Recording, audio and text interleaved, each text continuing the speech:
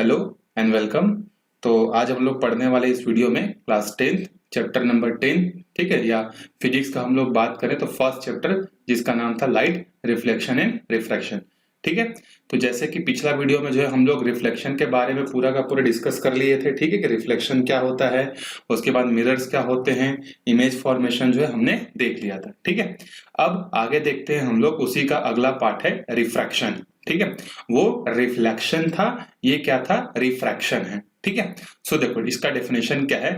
It is a phenomena in which when light enters from one medium to another medium it deviates from its path, it's called refraction। इसका कहने का मतलब यह है कि जब कोई लाइट एक मीडियम से दूसरे मीडियम में जाती है, ठीक है, तो वो जिस रास्ते से जा रही होती है उस रास्ते से वो भटक जाती है, मतलब डेविएट हो जाती है। तो इसी डेविएट होने को ही हम लोग क्या बोलते हैं, रिफ्रैक्शन बोलते हैं। ठीक है, समझ में आया है? ठीक है तो एक और बार रीड करते हैं। It is a phenomena in which when light enters from one medium to another it deviates from its path. ठीक है, अपने पाथ से डेविएट अगर हो जाती है कोई रे या कोई लाइट तो उसी को हम लोग बोलते हैं रिफ्रैक्शन। फॉर एग्जांपल जैसे देखो यहाँ पर क्या है, एक ग्लास का स्लैब रखा हुआ है। ठीक है, बाहर क्या है, एयर है, अंदर क्या है, ये पूरा का पूरा ग्लास है। ये जो एक लाइट है वो क्या कर रही है, इस सरफेस पर इंसिडेंट हो रही है और कितना एंगल बना रही है, यहाँ पर आई एंगल क्रिएट कर रही है। इस रे को हम लोग क्या बोलते हैं, इंसिडेंट रे। नॉर्मल पर आया तो यहां मीडियम कौन सा था, ये मीडियम एयर है और ये मीडियम क्या है, ग्लास है। तो एयर जो होगा वो ग्लास के कंपैरिजन में उसकी डेंसिटी क्या होगी, एयर की डेंसिटी क्या होगी, लेस होगी। ठीक है, और ग्लास की डेंसिटी क्या होगी, ग्लास की डेंसिटी मोर होगी। ठीक है, तो जब लाइट एक मीडियम से दूसरे मीडियम में गया तो देखो इसको जाना कैसे चाहिए था, जैसे मैंने यहाँ पर डॉटेड लाइन बनाया इस रास्ते से उसको सीधा सीधा निकल जाना चाहिए था, क्योंकि लाइट की प्रॉपर्टी क्या होती है, लाइट की प्रॉपर्टी होती है सीधा स्ट्रेट लाइन में चलना। लेकिन ये ऐसा ना जाकर क्या हो गया, इस साइड जो है देखो बेंड हो गया। तो यहां पर हम लोग बोलेंगे कि क्या हुआ है, लाइट का रिफ्रैक्शन हुआ है। ठीक है, तो आया आई से और कितना एंगल से गया, ये है R1 एंगल। फिर जब दूसरे मीडियम से ये पहुंचा अगले मीडियम में जाने के लिए जब गया तो अब यहां देखो कौन सा मीडियम है, अभी लाइट कौन से मीडियम पर है, ग्लास में। ये लाइट बाहर निकलना चाहते हैं तो बाहर यहाँ कौन सा मीडियम है, यहाँ तो एयर का मीडियम है। ठीक है, तो जैसे ही लाइट क्या होती है, ग्लास से बाहर आती है एयर में, तो फिर मीडियम चेंज हो गया यहाँ पर, तो फिर मीडियम चेंज हो गया तो लाइट क्या हो जाएगा, अपने पाथ से जो है फिर डेविएट हो जाएगा। समझ में आ गया?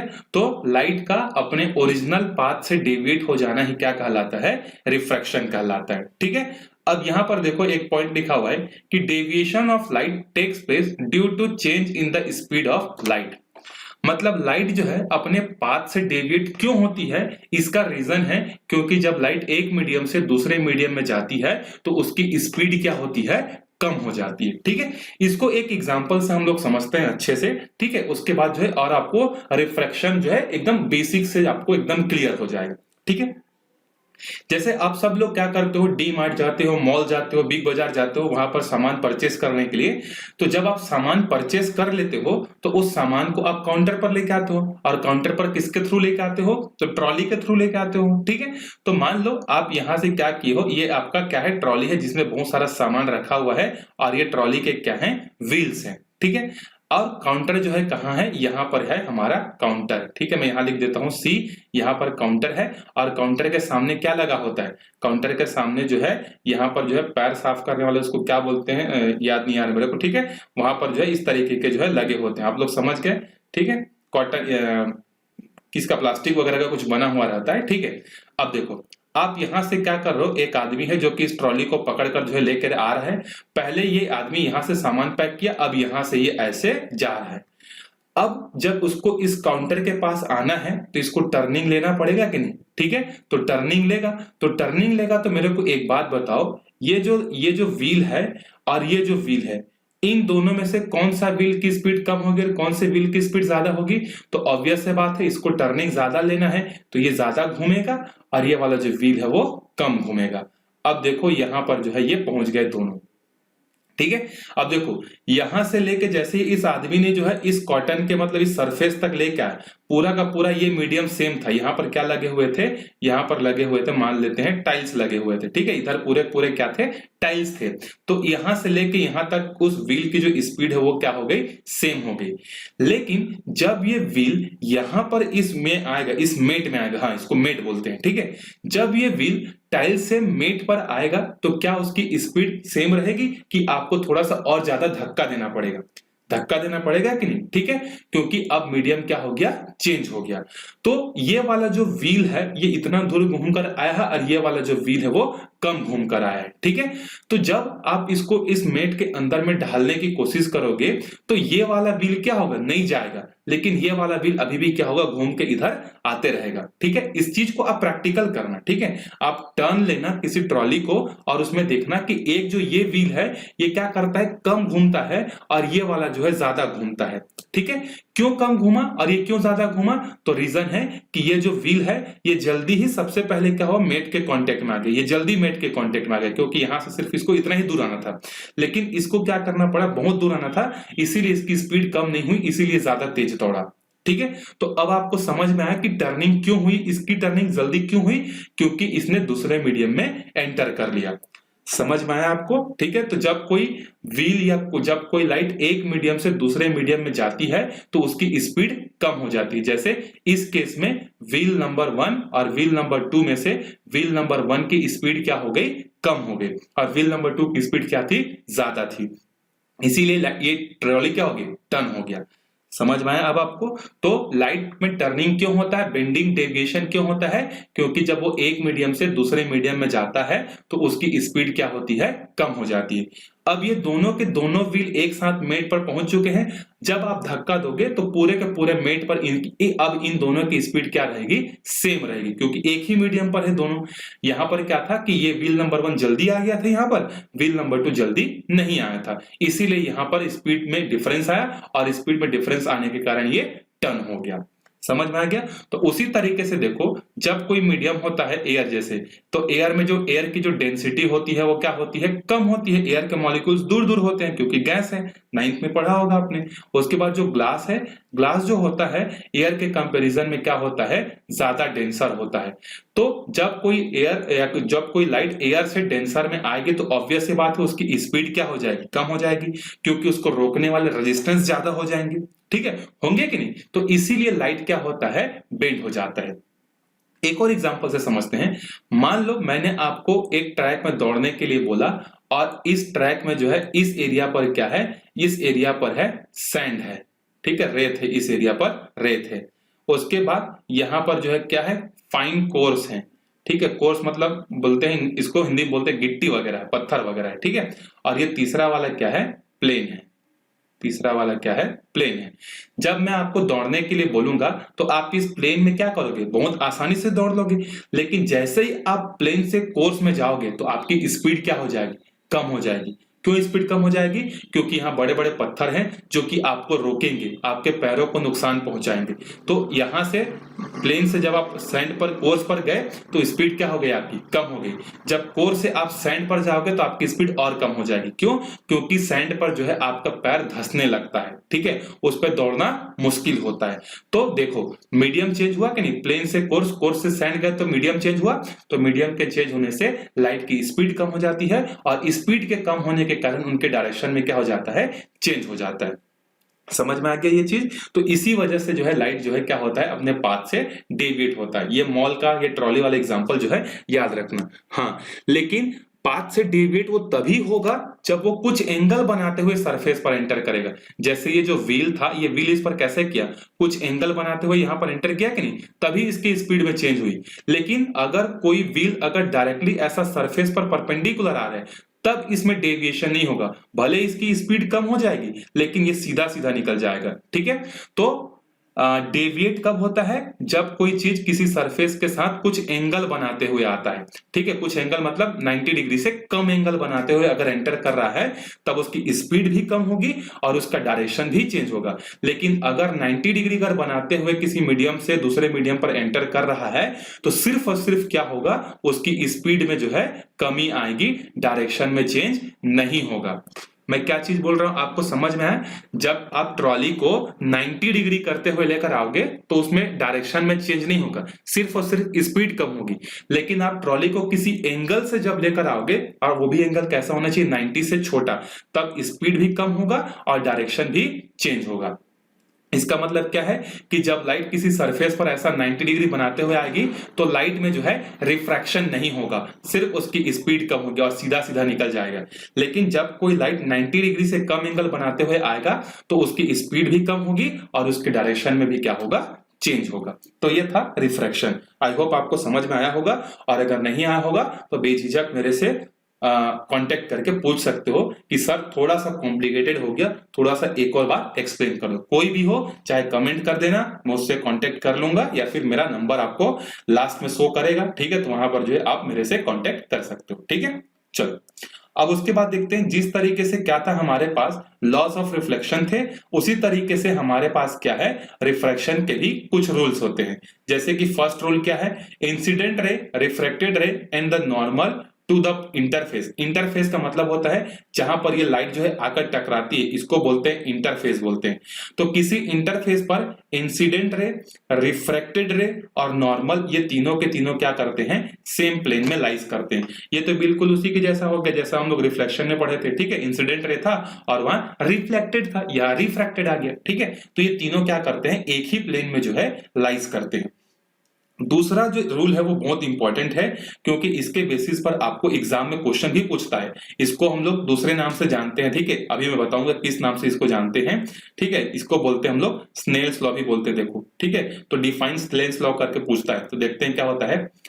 The ratio of sine of angle of incident to the sine of angle of refraction is a constant for the light of a given colour and for the given pair of media. इसका मतलब क्या है, अभी आप class 10th में हो तो शायद ट्रिग्नोमेट्री के बारे में नहीं पढ़े होगे, ठीक है।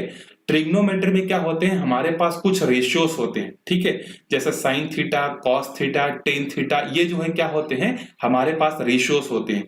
तो सेकेंड रूल क्या बोल रहा है कि अगर हम लोग जो इंसिडेंट एंगल है उसका साइन लेते हैं, साइन मतलब प्लस माइनस नहीं ना, ट्रिग्नोमेट्री वाला साइन।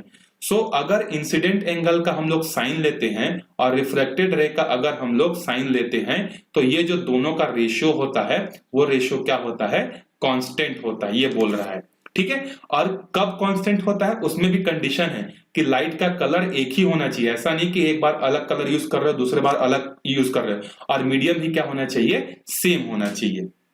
टेंशन मतलब अभी आगे एग्जाम्पल है, एग्जाम्पल से और ज्यादा बेहतरीन समझ में आएगा, ठीक है। तो फिलहाल अभी यह याद रखना कि if we take the ratio of sine of angle of incident to the sine of angle of refraction is always constant for a given color and for a given pair of media. This is also known as Snell's law, और इसको हम लोग कैसे लिखते हैं, sin I upon में sin R is equal to constant। अब example से समझते हैं, ठीक है, एग्जाम्पल से आपको जो है ज्यादा समझ में जो है आएगा, ठीक है। अब इसका मतलब क्या, देखो मैं यहां साइड में आपको बता रहा हूं, ये एक पेयर है, ठीक है। यहाँ क्या है, यहाँ मान लेते हैं हमारे पास एयर है और यहाँ है मान लो वाटर है, दो मीडियम हो गए, एयर और वाटर। यहाँ भी क्या है, यहाँ भी हमारे पास सेम मीडियम है, यहाँ भी हमारे पास एयर है और यहाँ भी हमारे पास क्या है, वाटर है, ठीक है। उसके बाद तीसरा केस और ले लेते हैं हम लोग, इसमें भी हमारे पास क्या है, इधर हमारे पास जो है एयर है और इधर हमारे पास क्या है, वाटर है, ठीक है। तीनों ही हमारे पास सिस्टम है। इसमें मान लो लाइट आया यहां से और इसने कितना एंगल बनाया, मान लो 30 डिग्री बनाया, और रिफ्लेक्ट होकर ये चले गया कितना एंगल से, अब एयर से वाटर में गया है, मतलब क्या होगा, एंगल कम हो जाएगा, ठीक। इसको भी आगे हम लोग पढ़ेंगे, क्योंकि एक मीडियम से दूसरे मीडियम में जाती है तो लाइट अपने पाथ से डेविएट हो जाती है। तो मान लो ये कितना एंगल बनाते हुए नॉर्मल के साथ चले गया, 20 के साथ, ये नॉर्मल है, ठीक है। दूसरे मीडियम में मान लो लाइट आया 50 डिग्री एंगल ऑफ इंसिडेंट के साथ और ये चले गया 30 डिग्री बनाते हुए यहां से, ठीक है, 30 डिग्री। ध्यान से समझना, आपको रिफ्रैक्ट ये जो स्नेल्स लॉ है क्लियर हो जाएगा, क्योंकि एग्जाम में पूछता है, ठीक है। मान लो ये एंगल है 60 डिग्री और ये यहां से बनाते हुए चले गया 40 डिग्री, ठीक है। अब हम लोग क्या करेंगे, देखो अगर मैं पहले वाले केस में देखता हूं, पहले वाले केस में एंगल ऑफ इंसिडेंट है 30 डिग्री और एंगल ऑफ रिफ्रैक्शन है 20 डिग्री। तो अगर मैं इन दोनों का रेशियो लेता हूं, ठीक है, यहां पर मैंने लिया साइन 30 डिग्री और नीचे में मैंने क्या लिया, साइन 20 डिग्री। ठीक है, इसकी वैल्यू कुछ आएगी तो मान लो इसकी वैल्यू आ जाती है a। ठीक है, उसके बाद दूसरे वाले में देखो, दूसरे वाले में साइन कितना है, एंगल ऑफ इंसिडेंट कितना है 50, तो मैंने साइन 50 लिया और रिफ्रैक्शन कितना है साइन 30। मैंने इसको देखा, इसकी वैल्यू आई मान लो b। ठीक है, अब मैंने क्या किया, एक और तीसरे केस के लिए मैंने लिया और मैंने इसके लिए निकाला साइन 60 डिग्री अपॉन में साइन 40 डिग्री। मान लो इसकी वैल्यू आ गई c। ठीक है, इसकी वैल्यू कितनी आ गई c। अब मैंने क्या देखा, a की जो वैल्यू आ रही थी वही वैल्यू b की आ रही थी और वही वैल्यू किसकी थी, c की थी। मतलब समझ में आया कि साइन 30 अपॉन साइन 20 की जो वैल्यू आ रही है वो वैल्यू साइन 50 अपॉन साइन 30 की भी वैल्यू है और वही वैल्यू साइन 60 अपॉन साइन 40 की भी आ रही है।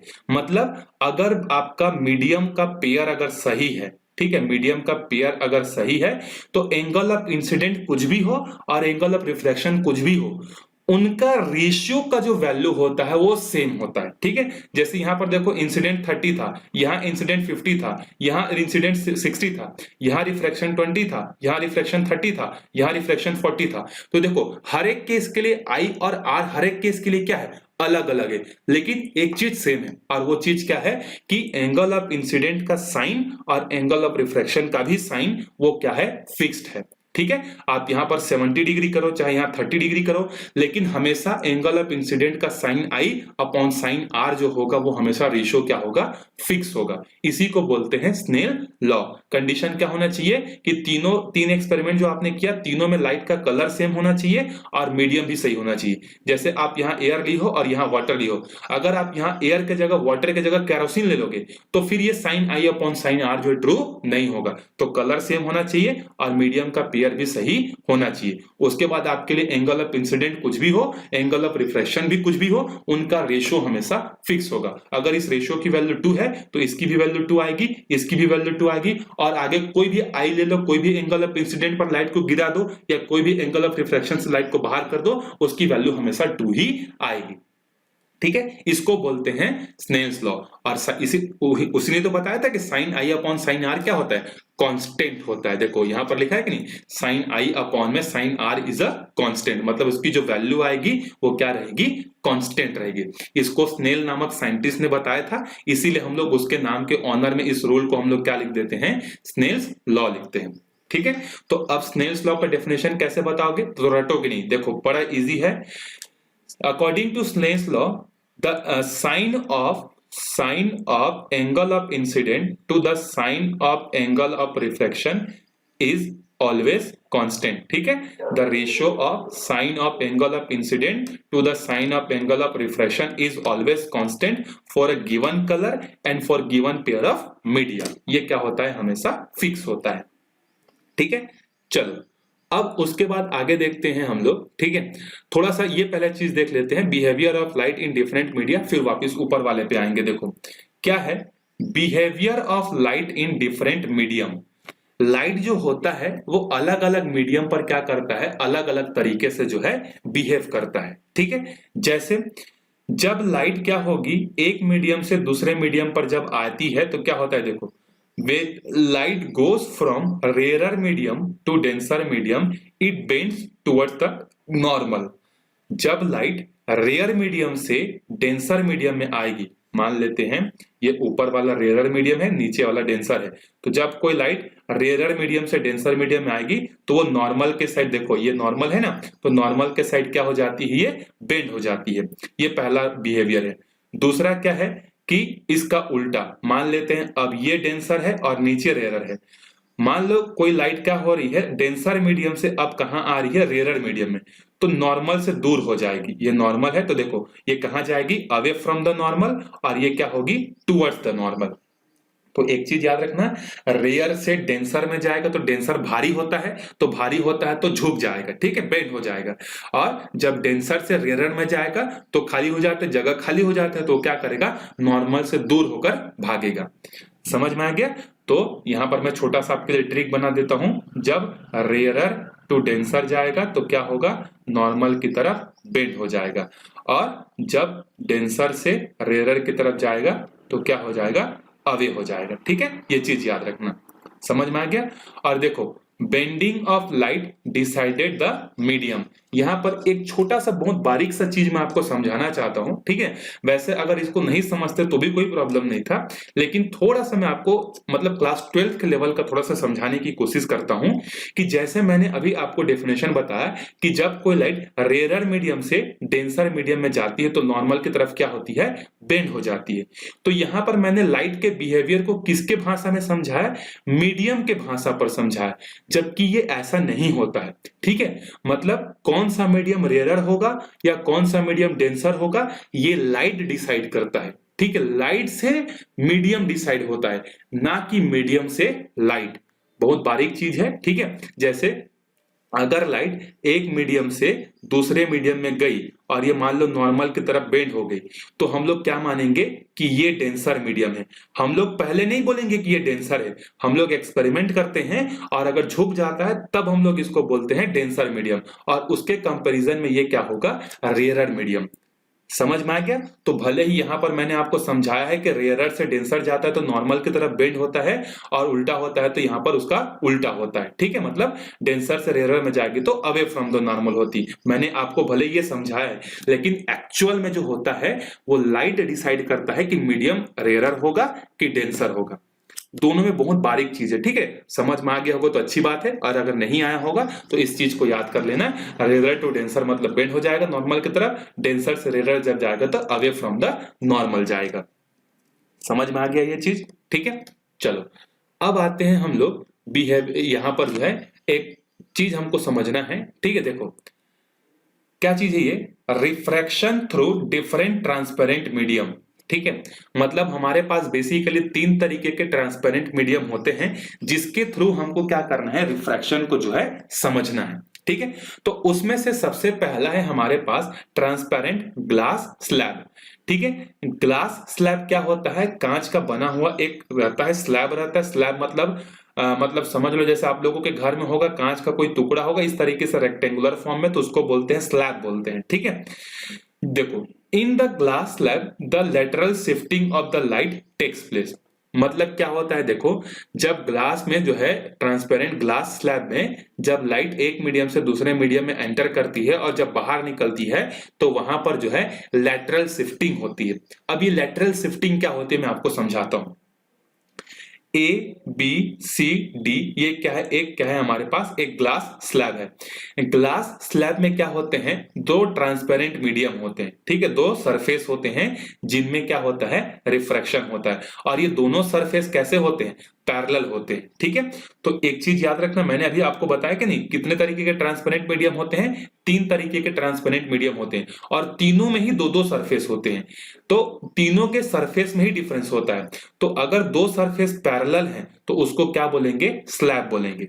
जब मैं आगे पढ़ाऊंगा तो वहां पर आपको एक और बार ग्लास स्लैब के बारे में जो है वहां पर मेमोराइज करा दूंगा। ठीक है, तो 3 ट्रांसपेरेंट मीडियम होते हैं और तीनों में 2-2 सरफेस होते हैं, और जिस मीडियम में 2 सरफेस आपस में पैरेलल हो जाते हैं, जिस ट्रांसपेरेंट मीडियम में 2 सरफेस आपस में पैरेलल होते हैं उसको बोलते हैं ग्लास स्लैब।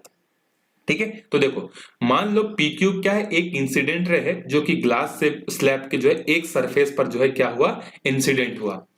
अब देखो अगर ये ग्लास का स्लैब अगर इस लाइट रे के रास्ते में नहीं आता तो ये लाइट रे क्या होता है, यहां से ऐसा सीधा सीधा चले जाता, डेफिनेटली चले जाता क्योंकि लाइट स्ट्रेट लाइन में चलता है। लेकिन लाइट के रास्ते में कौन आ गया, ग्लास आ गया, और इधर कौन है, एयर है, और इधर कौन है, ग्लास है। तो भैया बताओ एयर से जब ग्लास में जाएगा तो लाइट रे क्या होगा, बेंड होगा कि नहीं। तो ये लाइट ऐसा जा रहा था लेकिन अब ये क्या हो गया, बेंड हो गया। अब PQ से ये अब कैसे जा रहा है, Q से R जा रहा है, बेंड हो गया, अपने ओरिजिनल पाथ से दूर हट गया। ठीक है, नॉर्मल के साइड बेंड हो गया। अगर आप यहाँ पर नॉर्मल ड्रॉ करोगे तो आपको ऐसा कुछ नॉर्मल मिलेगा, तो नॉर्मल के साइड ये क्या हो गया, बेंड हो गया। लेकिन अब नेक्स्ट टाइम जब दूसरे सरफेस पर लाइट पहुंचा, ये तो सरफेस 1 था, तो सरफेस 1 पर एयर से ग्लास में आया तो नॉर्मल के साइड झुक गया। लेकिन दूसरे सरफेस पर जैसे ही लाइट पहुंचा, अब तो फिर मीडियम चेंज हो रही है, अब कहां जा रही है, ग्लास टू एयर जा रही है, मतलब डेंसर टू रेयरर जा रही है। तो ये क्या होगा, नॉर्मल से जो है दूर हट जाएगा। तो ये नॉर्मल है, नॉर्मल से देखो दूर हट गया, ठीक है। अब यहां पर आप एक चीज नोटिस करोगे, जैसे अगर ग्लास नहीं आता तो लाइट इस रास्ते में जा रहा था, लेकिन अब ग्लास आ गया तो भी लाइट क्या हो रही, इस रास्ते में जा रही है। और जो ओरिजिनल रास्ता था और जो प्रेजेंट रास्ता था, ये दोनों रेस जो है आपस में कैसे हैं, पैरेलल है, ठीक है। ये ग्लास नहीं आता तो लाइट ऐसा निकल के भाग जाता, लेकिन ग्लास के आने से लाइट ऐसा जा रहा है, लेकिन ये दोनों निकल रहे हैं वो कैसे हैं, आपस में पैरेलल है। तो इसी को हम लोग क्या बोलते हैं कि लाइट जो है अपने ओरिजिनल पाथ से थोड़ा सा खिसक कर नीचे आ गया है। इसी को बोलते हैं हम लोग लैटरल शिफ्टिंग बोलते हैं, ठीक है। मतलब ग्लास के ना होने से ऐसा इस रास्ते में जाता, ग्लास के आने से थोड़ा सा उसी के पैरेलली जो है नीचे खिसक गया है, तो इसको बोलते हैं लैटरल शिफ्टिंग बोलते हैं, ठीक है। तो ग्लास स्लैब में क्या होता है, याद रखना, लैटरल शिफ्टिंग जो है ग्लास में जो है होता है, ठीक। चलो आगे नेक्स्ट देखते हैं हम लोग।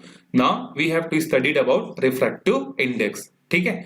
अभी हमने पढ़ा ऊपर में sine i upon sine r जो होता है वो एक कांस्टेंट होता है।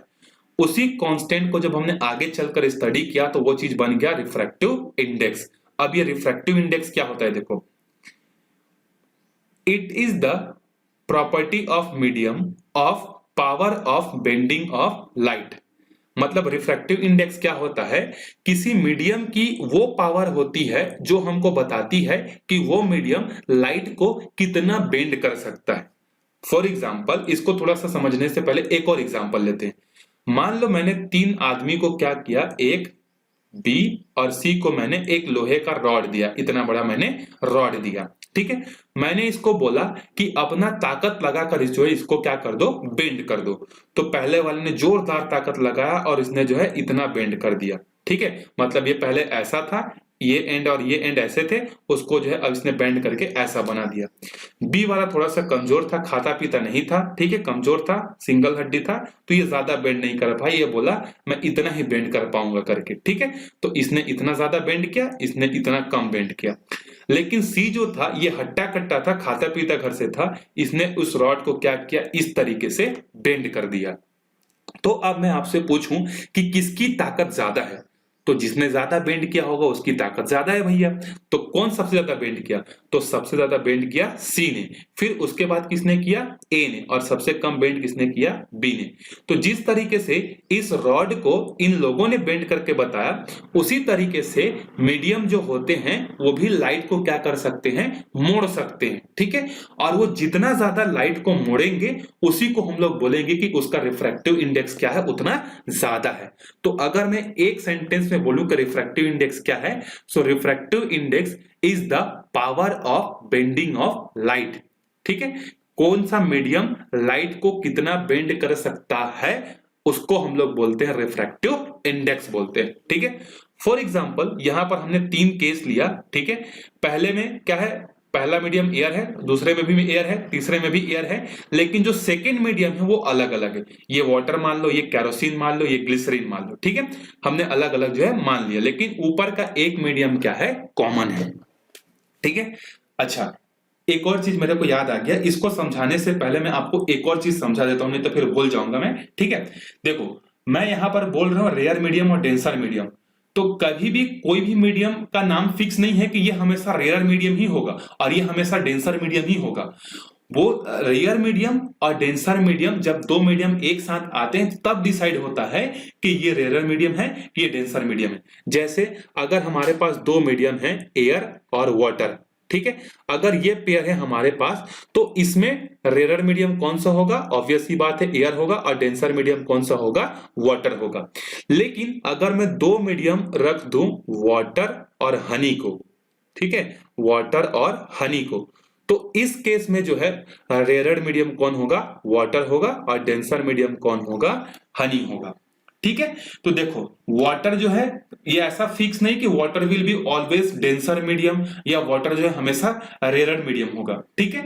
तो कोई भी मीडियम ना तो परमानेंटली रेयर मीडियम होता है और ना ही परमानेंटली क्या होता है, डेंसर होता है। वो डिपेंड करता है कि उसके साथ पेयर में कौन है। जैसे वाटर को ही देख लो, जब वाटर का पेयर एयर के साथ था तो ये डेंसर था, लेकिन जब इसी वाटर का पेयर हनी के साथ बन गया तो ये क्या हो गया, रेयर हो गया, ठीक है। तो यही चीज मैं आपको समझाना चाहता था, ठीक है, नहीं तो भूल जाता मैं। चलो वापिस आते हैं यहां पर एक एक्सपेरिमेंट पर।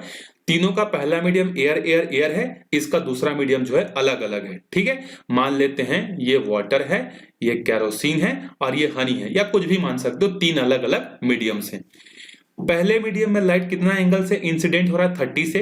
दूसरे में कितना हो रहा है, दूसरे में भी 30 से। अच्छा, रेज में जो है कभी भी जब रेज का डायग्राम ड्रॉ करोगे ना तो उसको एरो पुटअप करना नहीं भूलना, नहीं तो वो लाइन कहलाता है, ठीक है। मैं भूल गया था, तो एरो जो है आपको लगाना ही है, ठीक है। सो देखो तीनों ही केस में इंसिडेंट एंगल कितना है, 30 डिग्री। अब यहां पर देखते हैं इस केस में रिफ्रैक्टिव मतलब रिफ्रैक्टेड एंगल कितना है, 18 डिग्री। यहां पर कितना है, 22 डिग्री, और यहां पर कितना है, 10 डिग्री। अब हम लोग तीनों मीडियम का आपस में कंपेयर करते हैं और देखते हैं कि किस मीडियम ने लाइट को कितना ज्यादा बेंड किया। तो देखो जब ये दूसरा मीडियम नहीं आता तो ये लाइट 30 डिग्री बनाते हुए ही यहां से चले जाता, तो ये 30 से जा रहा था, लेकिन इस मीडियम ने इसको कितना मोड़ दिया, 12 डिग्री जो है मोड़ दिया, ठीक है। 30 से मोड़ कर कितना कर दिया, 18 कर दिया। मतलब कितना मोड़ा इसने, 12 डिग्री मोड़ा, ठीक है। उसके बाद देखो दूसरा मीडियम में भी अगर नहीं आता तो ये लाइट 30 डिग्री बनाते हुए ही चले जाता, लेकिन दूसरा मीडियम ने इसको कितना डिग्री मोड़ दिया, 30 से 22 कर दिया, मतलब 8 डिग्री इसको मोड़ दिया। तीसरा मीडियम में भी क्या होता, अगर नहीं आता तीसरा मीडियम तो ये लाइट 30 डिग्री से ही चला जाता, लेकिन तीसरा मीडियम ने इसको 30 से मोड़कर कितना कर दिया, 10, मतलब इसने इसको कितना मोड़ा, 20 डिग्री मोड़ा। तो किसने सबसे ज्यादा मोड़ा, तो तीसरे मीडियम ने सबसे ज्यादा मोड़ा। तो हम लोग क्या बोलेंगे कि तीसरे मीडियम का रिफ्रैक्टिव इंडेक्स सबसे ज्यादा है। फिर किसने मोड़ा, फर्स्ट मीडियम ने मोड़ा। फिर सबसे कम किसने मोड़ा, सेकेंड मीडियम ने। तो हम लोग यहां पर बोलेंगे कि तीसरे मीडियम का रिफ्रैक्टिव इंडेक्स सबसे ज्यादा है, फिर पहले मीडियम का है, फिर दूसरे मीडियम का है। तो समझ में आ गया रिफ्रैक्टिव इंडेक्स क्या है, कौन लाइट को कितना ज्यादा मोड़ने की पावर रखता है, that is called refractive index, ठीक है। अब रिफ्रैक्टिव इंडेक्स का जो है हमारे पास एक और डेफिनेशन है, ठीक है। मैथमेटिकली इसको हम लोग कैसे डिफाइन कर सकते हैं, देखो refractive index is the ratio of speed of light in medium 1 to the speed of light in medium 2। अगर मैथमेटिकली हम लोग डिफाइन करना चाहते हैं कि रिफ्रैक्टिव इंडेक्स क्या होता है, तो रिफ्रैक्टिव इंडेक्स होता है लाइट की स्पीड किसी एक मीडियम में टू द लाइट की स्पीड किसी दूसरे मीडियम में, ठीक है। मतलब refractive index can be defined as the ratio of speed of light in medium 1 to the speed of light in medium 2, ठीक है। एक मीडियम में लाइट की स्पीड डिवाइडेड बाय दूसरे मीडियम में लाइट की स्पीड। और ये जो रिफ्रैक्टिव इंडेक्स है इसके लिए हम लोग एक सिंबल यूज करते हैं, इस सिंबल को बोलते हैं हम लोग म्यू बोलते हैं, ठीक है। MHU, महू मत बोलना, ठीक है। इसको हम लोग क्या बोलते हैं, म्यू बोलते हैं, ठीक है। तो इस सिंबल को बोलते हैं म्यू, और म्यू इज इक्वल टू हमारे पास क्या होगा, V1 अपॉन में V2, मतलब speed of light in medium 1 upon speed of light in medium 2, ठीक है। अब जैसे अगर मैं आपको ऐसा लिखता हूं μ1 2, तो इसका मतलब क्या, देखो लाइट कौन से मीडियम से एंटर कर रही है, पहले मीडियम से एंटर कर रही है, और कहां जाकर बेंड हो रही है, दूसरे मीडियम पर। अगर मैं 2μ1 लिखता हूं तो इसका मतलब क्या है, लाइट दूसरे मीडियम से एंटर कर रही है और रिफ्रैक्ट कहां पर हो रही है, पहले मीडियम पर। तो अगर मैं 1μ2 लिख रहा हूं तो ये क्या किसको बता रहा है, ये बता रहा है refractive index of medium 1 with respect to medium 2। समझ में आ गया। तो 1μ2 का मतलब क्या है, refractive index of medium 1 with respect to medium 2, और 2μ1 का मतलब क्या है, refractive index of medium 2 with respect to medium 1, ठीक है। समझ में आ गया ये चीजें। तो 1μ2 लिखो चाहे 2μ1 लिखो, तो पहला लेटर जो होगा वो हमेशा किसको बताएगा, पहले वाले मीडियम से वो एंटर कर रहा है, और दूसरा वाला क्या बताएगा, उस पर जाकर वो बेंड हो रहा है। तो रिफ्रैक्टिव इंडेक्स ऑफ मीडियम, अरे मैंने आपको उल्टा बता दिया क्या, चलो शायद मैं उल्टा बता दिया आपको। देखो इसका मतलब क्या है, देखो 1 म्यू 2 का मतलब क्या है कि लाइट पहले मीडियम से एंटर कर रही है और दूसरे मीडियम में जा रही है, और इसका मतलब क्या होता है, refractive index of medium 2 with respect to medium 1। ठीक है, ये सही डेफिनेशन। चलो समझ में आ गया।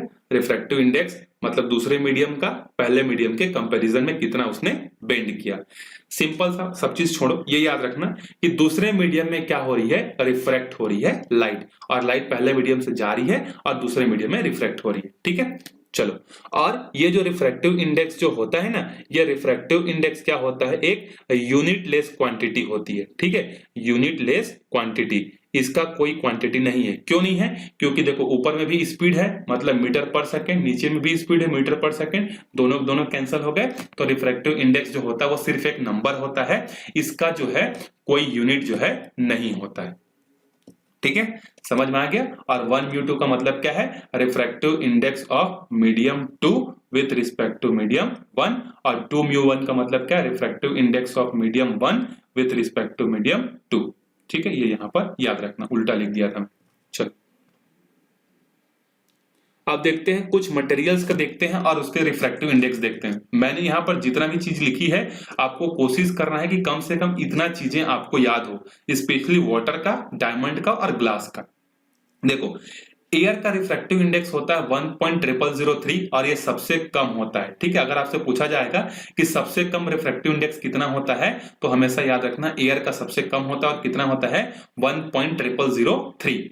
उसके बाद नीचे आता है वाटर का, वाटर का रिफ्रैक्टिव इंडेक्स तो आपको रटा हुआ होना चाहिए 1.33।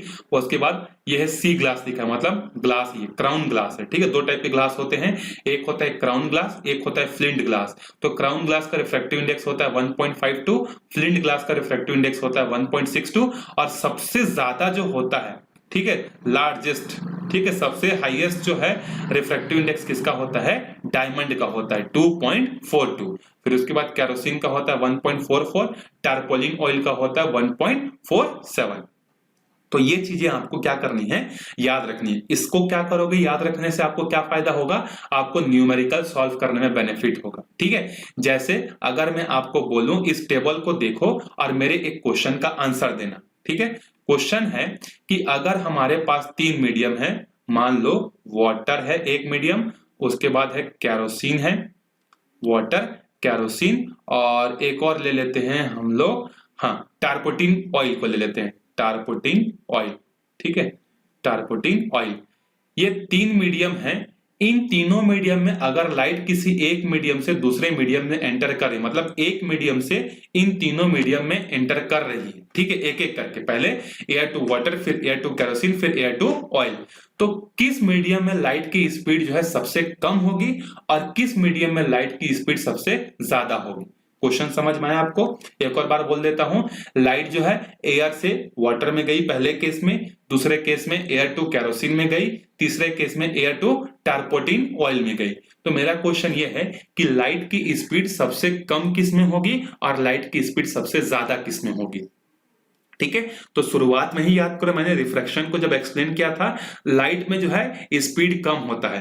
ठीक है, स्पीड कम होने के कारण ही क्या होता है, वो बेंड होता है। ठीक है, तो जो जितना कम बेंड होगा मतलब उसमें लाइट की स्पीड उतनी ज्यादा होगी, और जो जितना ज्यादा लाइट को बेंड करेगा उसमें उसकी स्पीड क्या होगी, उतनी ही कम होगी। ठीक है, मतलब जो ज्यादा बेंड करेगा तो उसमें स्पीड ऑब्वियसली कम होगी, और जो कम बेंड करेगा उसकी स्पीड कम होगी। तो देखो वाटर का रिफ्रैक्टिव इंडेक्स कितना है 1.33, केरोसिन का कितना है 1.44, और टारपोटिन का कितना है 1.47, ये है।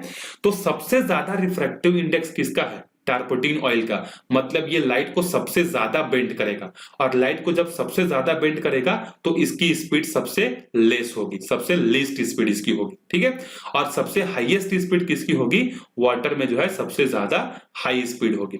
समझ में आ गया।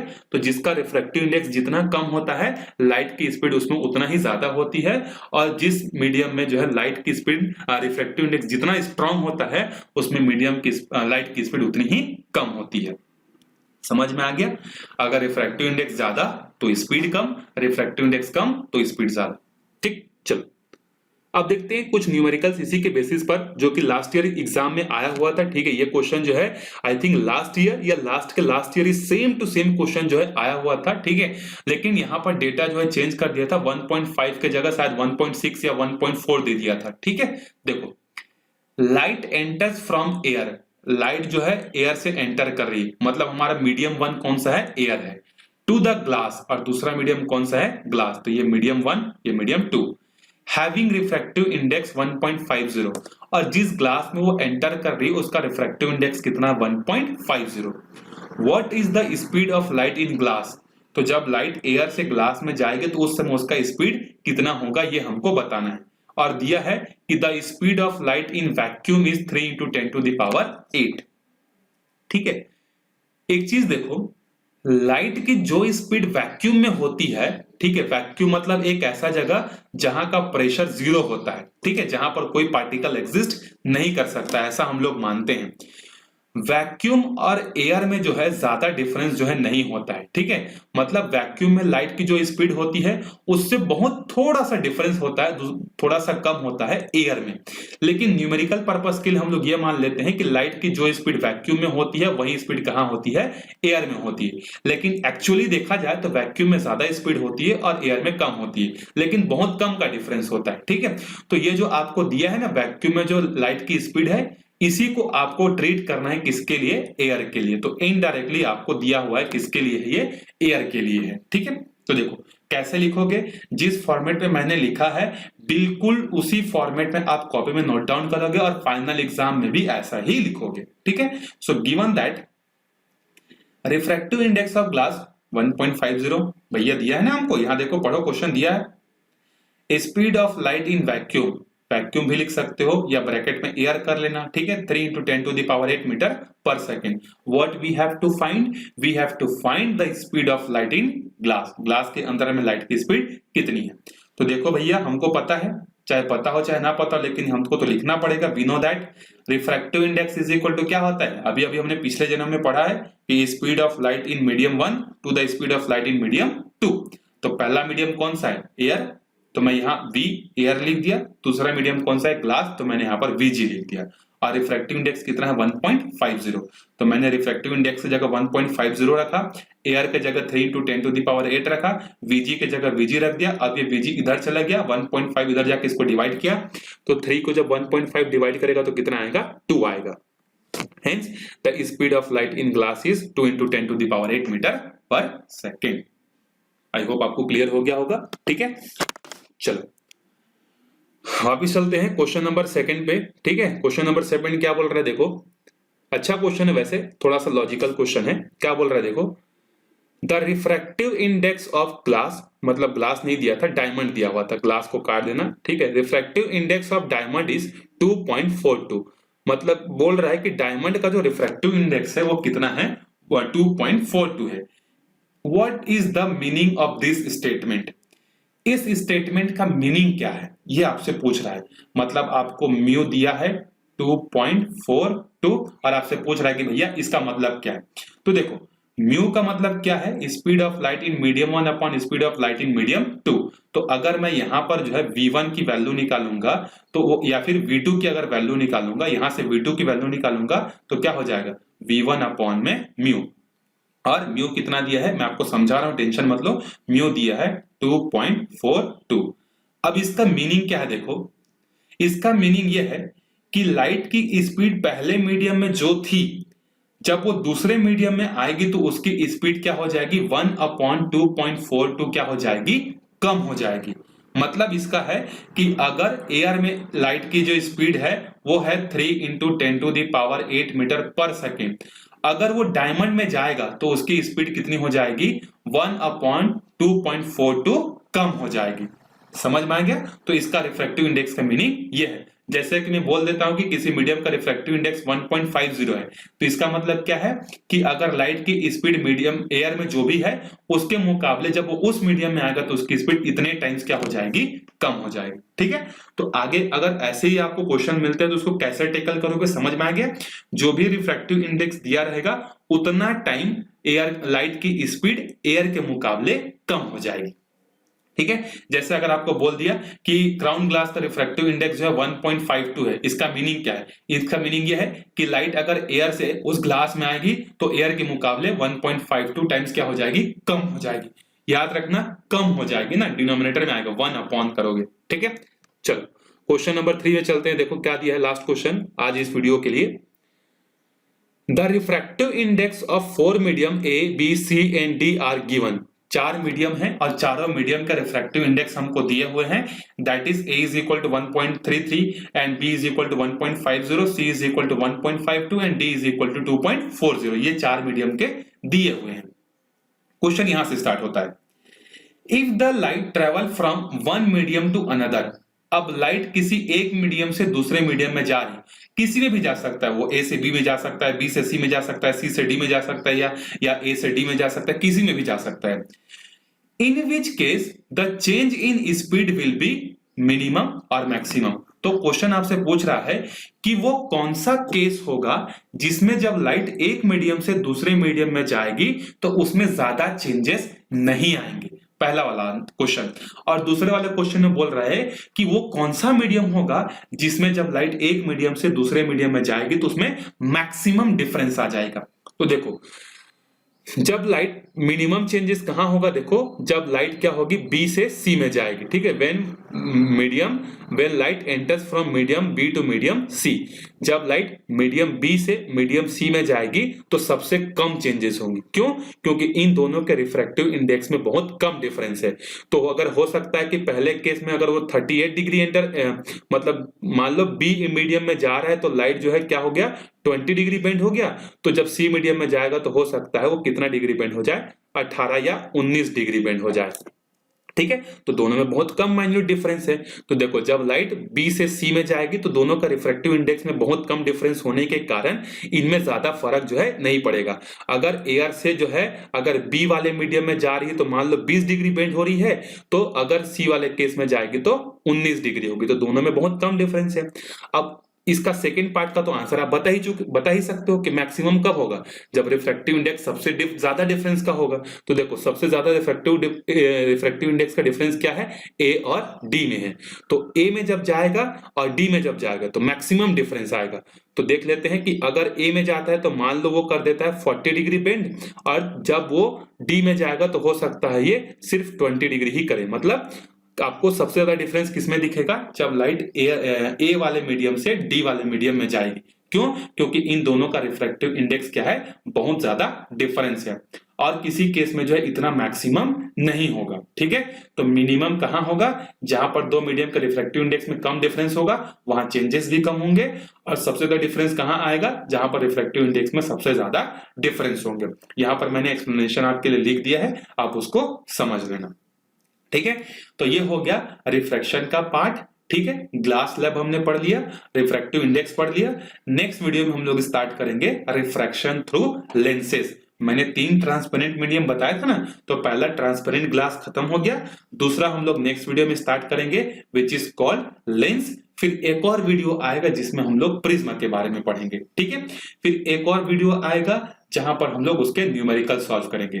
तो इस चैप्टर के 4-5 पार्ट्स आएंगे, ठीक है। ये सेकंड पार्ट था, तो अच्छे से पढ़ते रहो और कंसेप्ट क्लियर रखो। अगर कोई प्रॉब्लम आता है तो मेरे से कांटेक्ट करो, ठीक है। मिलते हैं अगले वीडियो में, तब तक के लिए बाय बाय।